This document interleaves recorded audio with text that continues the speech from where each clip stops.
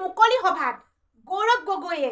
সকলোকে কি প্ৰতিশ্ৰুতি দিলে আৰু কেনেকৈ পৰিৱৰ্তন আনিব লোকসভা নিৰ্বাচনত যদি গৌৰৱ গগৈ জিকে আপোনালোকক মই A to Z ভিডিঅ' ক্লিপটো দেখাম আৰু গৌৰৱ গগৈয়ে কি ৰাইজক প্ৰতিশ্ৰুতি দিছে মই আপোনালোকক সেই ভিডিঅ'টো দেখাম আৰু আপোনালোকে যদি মোৰ চেনেলটো প্ৰথমবাৰ বাবে চাই আছে সাবস্ক্ৰাইব কৰি দিব আৰু 10 জনলৈ শ্বেয়াৰ কৰিব যদিহে আপোনালোকে গৌৰৱ গগৈ ভাল পায় মই প্ৰথমে আপোনালোকক গৌৰৱ গগৈ সেই প্ৰতিশ্ৰুতি পৰিৱৰ্তন কেনেকৈ আনিব A to Z যিখিনি কথা ক'লে সেই কথাখিনি শুনিলে আপোনালোকৰ চকু কপালত উঠিব সঁচাকে গৌৰৱ গগৈ যিখিনি প্ৰতিশ্ৰুতি ৰাইজক দিছে সেই প্ৰতিশ্ৰুতি ৰাইজক দিয়া প্ৰতিশ্ৰুতিখিনি সঁচাকৈ পাৰিবনে আপোনালোকক মই এই ভিডিঅ' ক্লিপটো প্ৰথমতে আপোনালোকক লগাই দিছো প্ৰথমে আপোনালোকে ভিডিঅ' ক্লিপটো চাই লওকচোন জগদীশ শৰ্মা ডাঙৰীয়া director students welfare doctor Ranjan Kumar Kakati ডাঙৰীয়া Guwahati university post graduate students ইউনিয়নৰ প্ৰেচিডেণ্ট জিন্তু দাস ডাঙৰীয়া অল আসাম ছাত্ৰ সন্থাৰ শিক্ষা বিভাগৰ সম্পাদক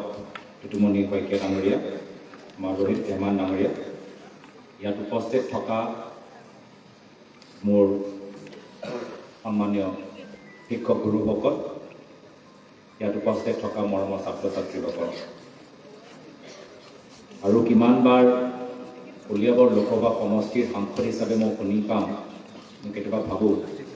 যিহেতু এই কলিয়াবৰ লোকসভাটোৱে নাই মই অলপ দিনৰ পিছত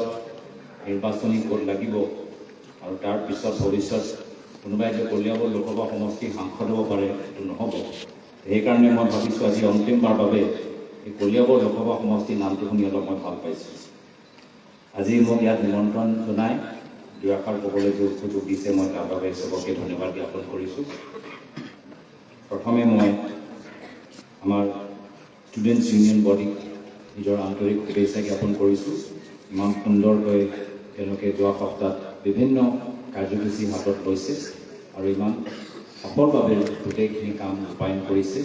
মই গোটেই সেই পৰিৱেশ ভাল এটা আদৰ্শ পৰিৱেশ আৰু অনুশাসনৰ বাবে মই ছাত্ৰ সন্থাক মই নিজৰ আন্তৰিক শুভেচ্ছা জ্ঞাপন কৰিছোঁ আজি ইয়াত আহি যথেষ্ট মই গৌৰৱ অনুভৱ কৰিছোঁ মই গুৱাহাটী ইউনিভাৰ্চিটিৰ ছাত্ৰ নহয় তথাপিও অসমৰ এজন প্ৰতিনিধি হিচাপে এই শিক্ষাৰ মন্দিৰত আহি মই গৌৰৱ অনুভৱ কৰিছোঁ আৰু সদায় গুৱাহাটী ইউনিভাৰ্চিটিৰ প্ৰতি মোৰ এটা বিশেষ মৰম থাকিব আৰু ভৱিষ্যত যদি মই কিবা কৰিবলৈ পাৰোঁ নিশ্চয় মোৰ সীমিত ক্ষমতা লৈ গুৱাহাটী ইউনিভাৰ্চিটিৰ প্ৰতি মই দায়বদ্ধ আজি এইখিনি কথা আপোনালোকৰ সন্মুখত মই ক'বলৈ বিচাৰিছোঁ আজি আপোনালোকৰ মাজত অহা আগত মই কিছু পোষ্ট গ্ৰেজুৱেট ষ্টুডেণ্টছৰ লগত আলাপ আলোচনা কৰিবলৈ সুবিধা পালোঁ গম পালোঁ যে ইয়াত মেঘালী স্থান ল'বলৈ এটা নতুন ৰেষ্টুৰেণ্ট খোলা গৈছে তাতে অলপ গৈ আহিলোঁ তাত গৈ আহিলোঁ কিন্তু অহাবাৰ মোৰ ল'ৰা ছোৱালীবোৰ অলপ মেঘালীলৈও লৈ যাব তাৰ পকৰা খুব ভাল মোক ক'লে অলপ পকৰা খাবলৈও মোৰ মন আছে আৰু খুব ভাল লাগি কথাখিনি পাতিলোঁ যি কথা অসমৰ ভৱিষ্যতলৈ বা আমাৰ উচ্চ শিক্ষাৰ জগতত বহুত গুৰুত্বপূৰ্ণ আৰু কিছুমান কথা লৈ মই একমত যদি মই গোটেইখিনি যে কথা আমি পাতিলোঁ প্ৰায় এঘণ্টা কথাৰ ভিতৰত যদি মই প্ৰথমে গুৱাহাটী ইউনিভাৰ্চিটিৰ কথাখিনি অলপ মই ভাবোঁ মই সেই আলাপ আলোচনাৰ পৰা বাৰ্তালাপৰ পৰা কি শিকিলোঁ সেয়া হ'ল যে আমাৰ ৰিচাৰ্চ গৱেষণাৰ ওপৰত আমি আৰু অলপ জোৰ দিব লাগিব আমি মানে কোন আমি মানে চৰকাৰ আৰু বা আমি মানে ৰাজনৈতিক পৰিৱেশ এই ৰাজনৈতিক পৰিৱেশত ক্ষমতাও থাকিব বিৰোধীও থাকিব বা ৰাজনীতি জগতৰ প্ৰতিনিধি হিচাপে আমাৰ সকলৰ সামূহিক দায়িত্ব যে গৱেষণাৰ ওপৰত আৰু বিশেষকৈ আমাৰ জোৰ দিব লাগে আৰু বিশেষকৈ গৱেষণাৰ ওপৰত আজি আমাৰ ছাত্ৰ ছাত্ৰীসকল খুব সামান্য আৰ্থিক পৰিৱেশৰ পৰা ওলাই আহি আজি ৰিচাৰ্চ কৰি আছে আৰু তেওঁলোকক অনাগত দিনত নিজৰ ৰিচাৰ্চৰ ক্ষেত্ৰত বহুত আৰু কৰিবলগীয়া আছে আৰু সেইকাৰণে আমাৰ সামূহিক দায়িত্ব যিসকল ৰাজ্যৰ ৰাজনীতিৰ লগত জড়িত হৈ আছে বা যিসকলে দেশৰ ৰাজনীতিৰ লগত জড়িত হৈ আছে যে আমাৰ গৱেষক যে ফেলোশ্বিপ যে পায় সেই ফেলোশ্বিপ আমি কেনেদৰে আৰু বৃদ্ধি কৰিব পাৰোঁ আৰু সেই ফেলোশ্বিপ চবেই যে পাব পাৰে বা মেক্সিমাম ছাত্ৰ ছাত্ৰীসকলে তাৰ সুবিধা পাব পাৰে তাৰ কাৰণে আমি সকলোৱে প্ৰচেষ্টা এটা কৰিবলগীয়া আছে। আৰু মোৰ নিজৰ ব্যক্তিগত চিন্তাধাৰা যে আজি অসমৰ ক্ষেত্ৰত মাত্ৰ গুৱাহাটী ইউনিভাৰ্চিটি বা ডিব্ৰুগড় বা নৰ্থ লখিমপুৰ বা তেজপুৰ চেণ্ট্ৰেল ইউনিভাৰ্চিটি এইখিনি বাহিৰে প্ৰত্যেক জিলাৰ ভিতৰত প্ৰত্যেক সাব ডিভিজনৰ ক্ষেত্ৰত যিমানবোৰ আমাৰ জুনিয়ৰ কলেজ আছে সেই জুনিয়ৰ কলেজৰ অৱস্থাৰ পৰাই আমি কেনেকৈ চৰকাৰৰ ফালৰ পৰা আৰু আমি ফাণ্ড ৰিচাৰ্চৰ ক্ষেত্ৰত আমি দিব পাৰোঁ তাৰ কাৰণে আমি অনাগত দিনত চিন্তা কৰাটো উচিত। মই আশা কৰোঁ যে প্ৰত্যেক জিলাৰ ভিতৰত আমি 5টা এনেকুৱা জুনিয়ৰ কলেজত আমি গৱেষণাৰ কাৰণে বিশেষভাৱে আমি চৰকাৰী গ্ৰাণ্ট আমি দিবলৈ এটা আঁচনিৰ কাৰণে চিন্তা কৰিম, যাৰ ফলত সেই গৱেষণা কেন্দ্ৰবোৰ সেই অঞ্চলৰ কৃষি, সেই অঞ্চলৰ প্ৰাকৃতিক, সেই অঞ্চলৰ অৰ্থনৈতিক জগতৰ যিখিনি অভাৱ বা পৰিকল্পনা আছে সেই পৰিকল্পনা লৈ তেওঁলোকে প্ৰত্যেক বছৰ ধাৰাবাহিকভাৱে এটা শিক্ষা আৰু জ্ঞানৰ এটা কেন্দ্ৰ এটা ৰিচাৰ্চ চেণ্টাৰ কৰিবলৈ বা পৰিণত হ'বলৈ সক্ষম হ'ব। আৰু জিলা প্ৰশাসন পিছত গৈ যদি আমি এটা জিলা প্ৰশাসনে এটা বিশেষ চৰকাৰী আঁচনি মানুহৰ মাজত বিতৰণ কৰি আছে, সেই আঁচনিবোৰে সকলোৱে পাইছেনে নাই পোৱা, সেই আঁচনি লৈ মানুহৰ কি আৰু ফিডবেক আছে আৰু কেনেকৈ আৰু শুদ্ধ কৰিব পৰা যায়, সেই আঁচনি লৈ আমি কিবা পৰিৱৰ্তন আমি দেখা পাইছেনে নাই পোৱা, তেনেধৰণৰ ডাটা যদি আমাক লাগে, যদি এক্সপেৰিমেণ্ট কৰিব লাগে, সেইখিনি আমি কাম গুৱাহাটী ইউনিভাৰ্চিটি বা IIT গুৱাহাটীৰ লগত আমি প্ৰত্যেক জিলাৰ ভিতৰতে আমাৰ বিশ্ববিদ্যালয়সকল জুনিয়ৰ কলেজসকলো যে কাম কৰিব পাৰে তেনেকুৱা এটা পৰিৱেশ সৃষ্টি হোৱাটো উচিত। আৰু লগতে আজি দেখা গৈছে যে আমাৰ বিভিন্ন আমাৰ যে ইউনিভাৰ্চিটি বা বিভিন্ন কলেজত আমাৰ বিশেষকৈ মাৰ্কিঙৰ যে ছিষ্টেম আছে বা চিলেবাছ যি আছে অলপ পাৰ্থক্য থকাৰ কাৰণে এটা চান্সৰ কথা হৈ যায় এই যিজনে কটন কলেজত যায় তেওঁলোকে অলপ বেলেগ ধৰণৰ মাৰ্কছ পায়, বেলেগ ধৰণৰ চিলেবাছ পায়, যিজনে গুৱাহাটীত আহে তেওঁলোকৰ মাৰ্কছ ওপৰ তল হ'ব পাৰে, যিজনে লখিমপুৰত পঢ়ি আছে তেওঁলোকৰ মাৰ্কছ ওপৰ তল হ'ব পাৰে। তো মাত্ৰ ছাত্ৰজন একে প্ৰতিভা থকা অসমীয়া ছাত্ৰ বা ছাত্ৰী, কিন্তু বেলেগ কলেজত বা বেলেগ ইউনিভাৰ্চিটি সোমোৱাৰ কাৰণে এটা বেলেগ এটা মাৰ্কছ পোৱা এটা পৰিৱেশ পায় বা বেলেগ চিলেবাছ পঢ়িবলৈ এটা পৰিৱেশ পায়, যাৰ ফলত যি ধৰণে সকলোৱে সামূহিকভাৱে আমি সকলোৱে আগবাঢ়ি যাব লাগে আমি আগবাঢ়ি যাব নোৱাৰোঁ, কিছুমান বেছি আগবাঢ়ি যায় আৰু কিছুমান পিছত থাকি যায়। তো আমি এটা সমান এটা পৰিৱেশ শিক্ষা জগতত আমি এটা সমান পৰিৱেশ এটা সৃষ্টি কৰিবলৈ বিচাৰোঁ, য'ত আমাৰ ছাত্ৰ ছাত্ৰীসকলে এটা সমান সুবিধা চাৰিওফালে যে পায় য'তে তেওঁলোকে যাওক, সেই তেনেকুৱা এটা চিন্তা অনাগত 10 বছৰ ভিতৰত কৰাটো যথেষ্ট গুৰুত্বপূৰ্ণ হৈছে। আৰু আজি আমি দেখিছোঁ যে আমি ছায়েন্সৰ ওপৰত বহুত আমি জোৰ দিছোঁ আৰু জোৰ দিয়াটো স্বাভাৱিক, বিজ্ঞান আৰু টেকন'লজিৰ ওপৰত যথেষ্ট আমাক গুৰুত্ব দিবই লাগিব। কিন্তু আমি নিজৰ ভাৰতীয় পৰম্পৰা যে আমি এটা যি দেশৰ পৰা যোগা, যি দেশৰ পৰা বৌদ্ধ ধৰ্ম, যি দেশৰ পৰা হিন্দু ধৰ্ম, যি দেশৰ পৰা ধ্যান, যি দেশৰ পৰা বিভিন্ন আমাৰ সামাজিক আমাৰ সম্পদ যে আজি মাত্ৰ আমাৰ দেশলৈকে সীমিত নহয়, গোটেই পৃথিৱীৰ কাৰণে এটা সম্পদ হিচাপে পৰিণত হৈছে। আজি সেইকাৰণে ছ'চিয়েল ছায়েন্স সামাজিক বিজ্ঞানৰ ওপৰতো আমি যথেষ্ট গুৰুত্ব দিয়াটো প্ৰয়োজন। আৰু ক'ৰবাত না ক'ৰবাত আমি দেখা পাইছোঁ যে আজি বিজ্ঞানৰ ওপৰত বা টেকনিকেল ছাবজেক্টৰ ওপৰত আমি বহুত সুবিধা বিভিন্ন চৰকাৰ, ৰাজ্য চৰকাৰ, কেন্দ্ৰীয় চৰকাৰৰ পৰা দিছোঁ, কিন্তু ছ'চিয়েল ছায়েন্সৰ কাৰণে যি এটা পৰিৱেশ হ'ব লাগে সেই পৰিৱেশটো আমি লাহে লাহে ক'ৰবাত আমাৰ কমি গৈছে। আৰু সেইটো আমাৰ সমাজৰ কাৰণে এটা চিন্তা কৰা বিষয়, যিহেতু ছ'চিয়েল ছায়েন্সৰ যোগেদি আমি নিজৰ সমাজৰ ভিতৰত কিছুমান গুৰুত্বপূৰ্ণ বিষয়ৰ ওপৰত আমি আলাপ আলোচনা কৰিব পাৰোঁ। ধৰ্মৰ ওপৰত, জনজাতিৰ ওপৰত, জাতিৰ ওপৰত, উজনি নামনিৰ ওপৰত, ভাষাৰ ওপৰত, এইখিনিও বিষয়বোৰ আমাৰ সমাজৰ কাৰণে খুব গুৰুত্বপূৰ্ণ। আৰু এইখিনিৰ ওপৰতো আমি আৰু প্ৰচেষ্টা বঢ়োৱা আমাৰ দায়িত্ব আছে। সুবিধা আমাক আৰু বঢ়াবই লাগে, কিন্তু ক'ৰবাত আমি দেখা পাইছোঁ যে সুবিধাখিনি কমি গৈছে। শেষত গৈ মই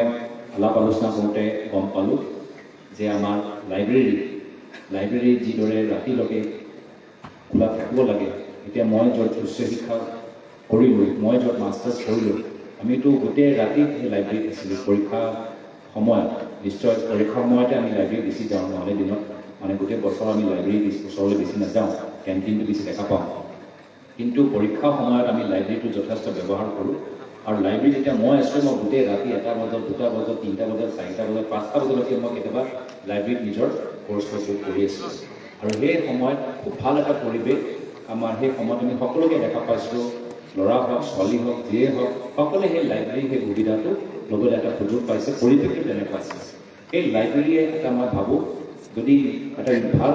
ইউনিভাৰ্চিটি যদি এটা ভাল সমাজৰ কেন্দ্ৰ হয় তো ইউনিভাৰ্চিটি কেম্পাছৰ ভিতৰত গোটেই সেই ইউনিভাৰ্চিটি শিক্ষাৰ আত্মা বা গোটেই সেই শিক্ষাৰ শক্তি সেই লাইব্ৰেৰীৰ কেন্দ্ৰ হৈ থাকে তো যদি আমি লাইব্ৰেৰী সেই কেন্দ্ৰটোৱে আমি অফিচৰ দৰে এটা সময়ৰ পিছত যদি বন্ধ কৰি ৰাখোঁ বা অফিচৰ দৰে কিছুমানে তাত এটা সময়ৰ পিছত যাব নোৱাৰে তেতিয়া ক'ৰবাত নহয় ক'ৰবাত আমি শিক্ষা জগতটো যি এটা পৰিৱেশ আমি সৃষ্টি কৰিবলৈ বিচাৰোঁ আমি সেই পৰিৱেশৰ পৰা আঁতৰত আছোঁ আৰু সেইকাৰণে লাইব্ৰেৰী আমি কেনেদৰে এটা পৰিৱেশ এটা বনাওঁ যে যিকোনো সময়ত যিজনে যাবলৈ বিচাৰে সেই যোৱা এটা স্বাধীনতা বা এটা সুবিধা তেওঁলোকে পায় আৰু ইউনিভাৰ্চিটিৰ সময়ত বহুত প্ৰেছাৰ থাকে বহুত এংজাইটি বহুত ষ্ট্ৰেছ থাকে কেতিয়াবা ডিপ্ৰেশ্যন থাকে কেতিয়াবা আমাৰ ক্লাছ লাগে আমি বেলেগ এটা অঞ্চলৰ পৰা গুৱাহাটীলৈ আহিছোঁ বা গুৱাহাটীৰ পৰা আমি দক্ষিণ ভাৰতলৈ গৈছোঁ বা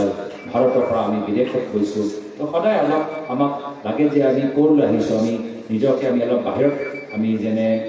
আছোঁ বা আমি সোমাবলৈ আমি যে সেই গ্ৰুপ যে থাকে আমি সোমাবলৈ টান পাওঁ এতিয়া মই যেতিয়া ইউনিভাৰ্চিটি মই যেতিয়া প্ৰথমবাৰ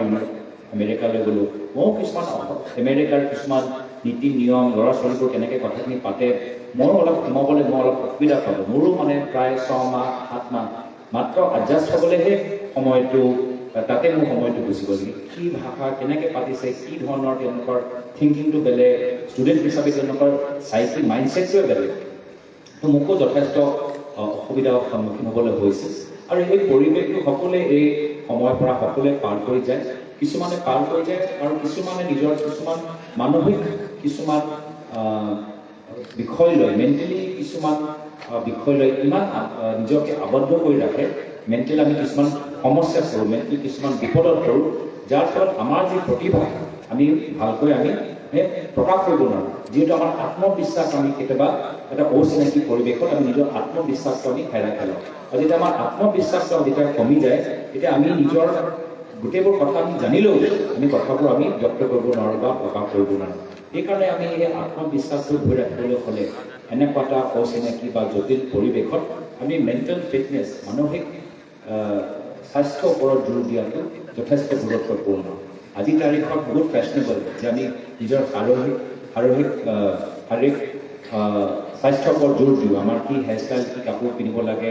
এপছ কেনেকৈ মাৰিব লাগে এক্সাৰচাইজ কৰিব লাগে খেলত কি খেল কৰিব লাগে আমি নিজৰ ফিজিকেল এপিয়াৰেঞ্চৰ ওপৰত আমি খুব জোৰ দিওঁ বা ফিজিকেল ফিটনেছৰ ওপৰত খুব জোৰ দিওঁ কিন্তু মেণ্টেল ফিটনেছ ওপৰত আমি যিমান জোৰ দিব লাগে আমি ক'ৰবাত আমি জোৰ নিদিওঁ যাৰ ফলত আমাৰ প্ৰব্লেমত পৰিলে আমি আৰু ফচিয়ে যাওঁ বা কিবা এটা নেগেটিভ লাইনত সোমালে আৰু আমি নেগেটিভত সোমাই যাওঁ মই ভাবোঁ যিহেতু ভাৰতৰ ভিতৰত যুৱকসকলৰ সংখ্যা আৰু বৃদ্ধি হৈছে ষ্ট্ৰেছ এংজাইটি এনেধৰণৰ সমস্যা আৰু বৃদ্ধি হৈছে তো সেইকাৰণে মেণ্টেল ফিটনেছটো আমি কেনেদৰে অলপ কথাবোৰ পাতোঁতে অলপ আমি নৰ্মেলাইজ হ'ব পাৰোঁ যাৰ ফলত কাকো লাজ লাগিব নালাগে যে তেওঁলোকে থেৰাপি বা কাউন্সিলিং কৰি আছে যেতিয়া আমি জিম যাবলৈ আমি লাজ নকৰোঁ যেতিয়া আমি নতুন খেল শিকিবলৈ আমি কোচ ওচৰলৈ যাবলৈ আমি লাজ নকৰোঁ যেতিয়া নিজৰ আৰ্টছ বা ছিংগিঙৰ ক্ষেত্ৰত আমাৰ গুৰু থাকিব পাৰে তেতিয়া আমাৰ মেণ্টেল ফিটনেছত আমি এটা কোচ বা এটা চেণ্টাৰত আমি যাবলৈ কিয় অসুবিধা পাওঁ তো আমি এনেকুৱা এটা পৰিৱেশ আমি সৃষ্টি কৰিব লাগে আৰু ইউনিভাৰ্চিটিৰ ভিতৰতো এনেকুৱা এটা পৰিৱেশ হ'ব লাগে যে যিসকলে মেণ্টেলি আৰু ফিট আৰু টাফ হ'বলৈ বিচাৰে বা কিছুমান চেলেঞ্জিং চিটুৱেশ্যনত কেনেকৈ ফেচ কৰিব লাগে সেই ফেচ কৰিবলৈ কাৰণে কিছুমান টেকনিক বিচাৰে কিছুমান টুলছ বিচাৰে কিছুমান সুবিধা বা ৰিচৰ্চ বিচাৰে সেই সুবিধাবোৰ সেই জ্ঞানবোৰ সেই কোচিং কাউন্সিলিং ইউনিভাৰ্চিটিৰ ভিতৰতো পোৱা যায় এনেকুৱা এটা পৰিৱেশ কৰিব লাগে মই সদায় ক্ৰিকেটৰ উদাহৰণ দিওঁ আমি ভাবোঁ যে ক্ৰিকেটৰ আজি আমাৰ ভাৰতৰ ক্ৰিকেট টীম সকলোৱে টেকনিকবোৰ জানে বেটিং কেনেকৈ কৰিব লাগে বলিং কেনেকৈ কৰিব লাগে তথাপিও আজিৰ তাৰিখত যেতিয়া হাই প্ৰেছাৰ চিটুৱেশ্যন আহে তেওঁলোকৰ ফিজিকেল পাৰফৰ্মেঞ্চ বেয়া হয় আৰু যাৰ ফলত আজি মেণ্টেল ফিটনেছ মেণ্টেল কোচ প্ৰত্যেক আমাৰ ভাৰতীয় খেলৰ জগতৰ প্ৰত্যেক টিমে ভিতৰত নিউট্ৰিচনিষ্টৰ লগত এটা মেণ্টেল কোচ থাকে তো যদি আমাৰ খেলুৱৈসকলে নিজৰ ভাল খেল প্ৰদৰ্শন কৰিবলৈ এটা মেণ্টেল কোচৰ প্ৰয়োজন আছে তো এজন ভাল নাগৰিকজনক বা ভাল ছাত্ৰ বা ছাত্ৰীজনক নিজৰ প্ৰতিভা দেখাবলৈ আমি কিয় মেণ্টেল ফিটনেছৰ ওপৰত আমি আৰু সুবিধা আমি ৰাইজৰ মাজত কিয়নো আমি আৰু বিতৰণ কৰোঁ এয়া মই ভাবিছোঁ সদায় মই এইখিনি কথা আপোনালোকৰ আগত মই ক'বলৈ বিচাৰিছিলোঁ যে য'ত চাৰিওফালে আমি জিম দেখা পাওঁ চাৰিওফালে ক্ৰিকেট গ্ৰাউণ্ড আছে চাৰিওফালে ফুটবল গ্ৰাউণ্ড আছে তো মেণ্টেলি ফিট হ'বলৈও কাৰণে চাৰিওফালে আমি বিভিন্ন ধৰণৰ আমাক কেন্দ্ৰ কিয় নাথাকে আমি সুবিধা বা সহায় কিয় নাপাওঁ আমি তাৰ কাৰণে আমি গুৰুত্ব সহকাৰে বা আগন্তুক দিনত চিন্তা কৰাটো যথেষ্ট গুৰুত্বপূৰ্ণ মই বিশেষ আৰু দীঘলীয়া ক'বলৈ বিচৰা নাই আমাৰ মঞ্চত আৰু বহুত আমাৰ জ্যেষ্ঠসকল আছে বা বিশিষ্ট অতিথিসকল আছে মই আকৌ বেছি দীঘলীয়া ক'লে মই তেওঁলোকৰ সময় কৰ্তন কৰা হ'ব তথাপিও এই দুই এষাৰ ক'বলৈ যে সুযোগ দিলে আৰু মুকলি সভা সাধাৰণতে যেতিয়া আমি ইউনিভাৰ্চিটিত থাকোঁ ইউনিভাৰ্চিটিৰ জীৱনত আমি কালচাৰেল ইভিনিং বা মিউজিক পাৰফৰ্মেঞ্চ আমি বেছি ভাল পাওঁ আৰু এনেধৰণৰ মুকলি সভাত যি আমি অলপ আমাৰ পাৰ্টিচিপেশ্যন অলপ কম থাকে তো সেইকাৰণে আজি মুকলি সভাত যে ইমান ল'ৰা ছোৱালীবোৰ আজি ইয়াত যে আহিছে যোৱাকালি শিৱৰাত্ৰি হৈ যোৱা পূজাৰ লগত বিভিন্ন নিয়মবোৰ যে থাকে চব সেই পৰম্পৰা আমি পালন কৰাৰ পিছতো দেৰি ৰাতিলৈকে পৰম্পৰা যে থাকে সেই পৰম্পৰাবোৰ পালন কৰাৰ পিছতো আজি যে ইমান আমাৰ ল'ৰা ছোৱালী দিনৰ ভাগত আমাৰ কথাবোৰ শুনিবলৈ যাইছে মই যথেষ্ট মই ইম্প্ৰেছ আৰু চবৰ প্ৰতি মোৰ মৰম আৰু শুভেচ্ছা জ্ঞাপন কৰি সকলৰ উজ্জ্বল ভৱিষ্যত কামনা কৰি ঘৰৰ মংগলৰ কামনা কৰি এই পবিত্ৰ শিৱৰাত্ৰিৰ দিনতো সকলোকে শুভেচ্ছা জ্ঞাপন কৰিছোঁ যোৱাকালি আন্তঃৰাষ্ট্ৰীয় নাৰী দিৱস আছিল মই তাৰ কাৰণে চবকে শুভেচ্ছা জ্ঞাপন কৰিছোঁ সদায় যে আমাৰ কাৰণে নাৰী দিৱস আমি উদযাপন কৰিব পাৰোঁ আৰু অনাগত দিনত পবিত্ৰ ৰমজান মাহো আৰম্ভ হ'ব এনেকুৱা এটা সময় সকলো ঘৰত শান্তি সম্প্ৰীতি আহক এয়া কামনা কৰি মই ইয়াতে নিজৰ চমু দুআষাৰ সামৰিছোঁ নিশ্চয় আপোনালোকে ভিডিঅ' ক্লিপটো চালে আৰু বহুত ভাল লাগিল নহয় জানো গৌৰৱ গগৈৰ কথাখিনি একেবাৰে অন্তৰ চুই যায় যিখিনি কথা কৈছে একেবাৰে হৃদয় স্পৰ্শ কৰি যায় সঁচাকৈ আমি যদি লোকসভা নিৰ্বাচনত যদি সঁচাকৈ আমি সৰ্বাধিক ভোট দি জয়যুক্ত কৰোঁ আমাক যিখিনি কথা দিছে গৌৰৱ গগৈ সকলো কথাখিনি আখৰে আখৰে পালন কৰিব আৰু সকলো ৰাইজলৈ পৰিৱৰ্তন আনি দিব ৰাজহুৱা কামত যিখিনি আমাৰ নিবনুৱা সমস্যা দূৰ কৰিব আৰু আপোনালোকে যদি সঁচাকৈ গৌৰৱ গগৈক ভাল পায় আপোনালোকে গৌৰৱ গগৈক ভোট দি জয়যুক্ত কৰক কাৰণ গৌৰৱ গগৈ এনেকুৱা এজন ব্যক্তি অমায়িক বহুত নম্ৰ ভদ্ৰ আৰু ব্যক্তিগত জীৱনত চাবলৈ গ'লে গৌৰৱ গগৈ এজন বহুত ভাল মানুহ আৰু বিশেষকৈ মই ৰাজনীতিৰ কথালৈ ক'বলৈ যোৱা নাই কিন্তু গৌৰৱ গগৈৰ নিচিনা এজন প্ৰতিনিধি আমি পাবলৈ বহুত টান আৰু গৌৰৱ গগৈক আমি সকলোৱে জিকাব লাগে আৰু অহা লোকসভাৰ নিৰ্বাচনত সকলোৱে দলে বলে আপোনালোকে আহি গৌৰৱ গগৈক জিকাওক আৰু হাতৰ চিনত ভোট দি জয়যুক্ত কৰাওক আৰু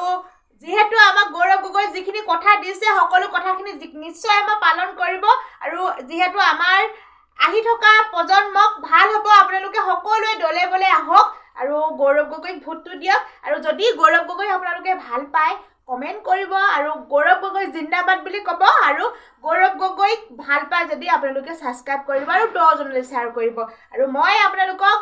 গুৱাহাটী যিটো মানে মুকলি সভা হৈছিল সেই মুকলি সভা গৌৰৱ গগৈক কেনেকৈ ভাষণ দিছিল কি কথা কৈছিল ৰাইজক কি প্ৰতিশ্ৰুতি দিছিল সকলোখিনি মই আপোনালোকক ভিডিঅ' ক্লিপটো দেখাই দিলোঁ আপোনালোকে নিশ্চয় বুজি পালে তাৰ ভিতৰত মই আৰু নকলেও হ'ব নহয় জানো আৰু মই এইটোৱে কৈছোঁ শেষত আপোনালোকে ছাবস্ক্ৰাইব কৰি থৈ যাবলৈ কিন্তু নাপাহৰিব যদিহে আপোনালোকে গৌৰৱ গগৈক ভাল পায় আৰু অন্য এটা দিনলৈ আকৌ আহিম এতিয়া দিনটো আপোনালোকৰ কাৰণে শুভ হওক ধন্যবাদ জয় আই অসম আৰু শেষত